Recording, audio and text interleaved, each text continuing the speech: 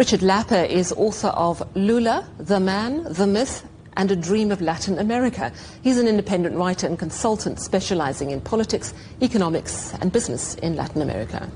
You know, we've had this growing drift towards a kind of unilateral approach towards international relations. This is a kind of welcome sign of cooperation, multilateralism. Having said that, this deal's been signed off, but it's not been ratified by European member parliaments. That has to happen.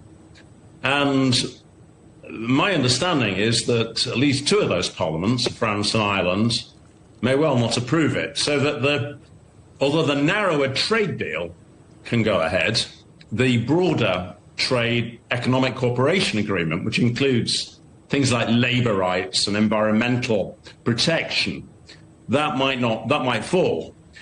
Talk to me about some of the details of this deal, because essentially we've got two different trading blocs with individual countries who have different agendas trying to come together to do good business, particularly in this environment where we're seeing increased tariffs from the United States, for example. Clearly, I think there's two really big takeaways in this. I mean, for Brazil and Latin America and Argentina, Paraguay, Uruguay, the smaller members of Mercosur, particularly for their agricultural sectors, this is a very big deal indeed, in the sense that it opens up a very significant new market.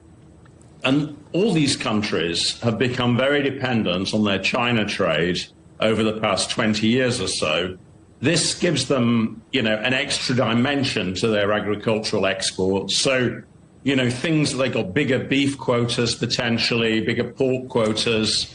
They've got duty-free trade in things like fruit, instant coffee. These are all quite important sectors in South America, in the Mercosur area.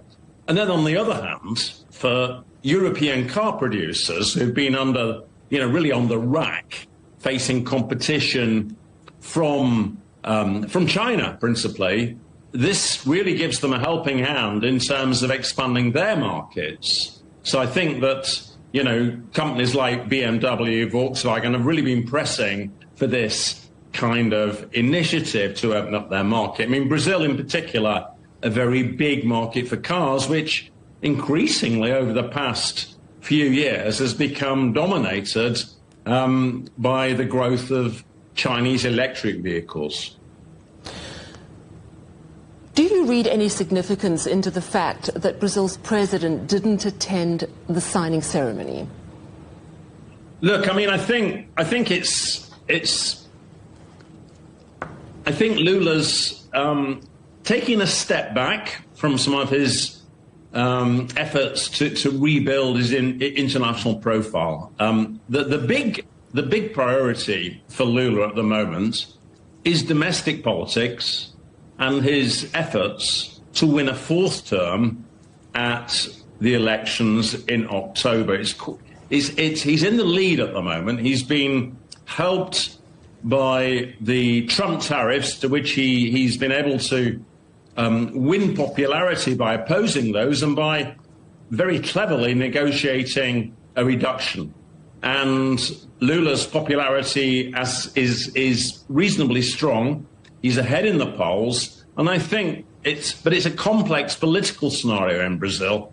So I think really it's more a question of giving his domestic agenda greater priority.